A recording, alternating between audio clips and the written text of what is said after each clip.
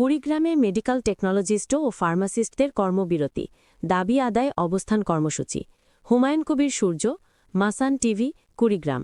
একাদশতম grade থেকে দশম গ্রেডে উন্নীতকরণের দাবিতে কুড়িগ্রাম জেলা মেডিকেল টেকনোলজিস্ট ও ডিপ্লোমা ফার্মাসিস্ট ১০ গ্রেড বাস্তবায়ন পরিষদের উদ্যোগে অর্ধদিবস কর্মবিরতি পালন করা হয়েছে। বুধবার ৩ ডিসেম্বর সকালে কর্মবিরতি পালনকারীরা কুড়িগ্রাম জেনারেল হাসপাতালের সামনে অবস্থান কর্মসূচিতে অংশ নেন। হাসপাতালে পরীক্ষা নিরীক্ষা বন্ধ থাকায় রোগী ও স্বজনদের দুর্ভোগ বাড়ে।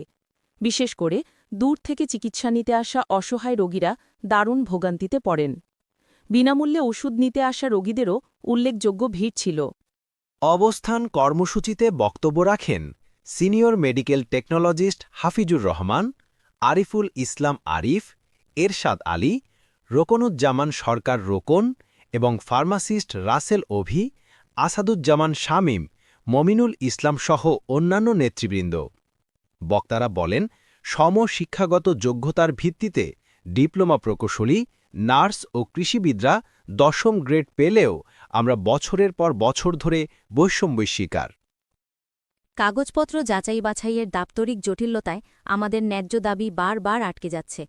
তারা আরও জানান, আজ অর্ধদিবস কর্মবিরতি দিয়েছি। দাবি বাস্তবায়নে অগ্রগতি না হলে আগামীকাল থেকে লাগাতার কমপ্লিট শাটডাউন কর্মসূচি শুরু হবে। পরবর্তী সংবাদ জানতে মাসান টিভি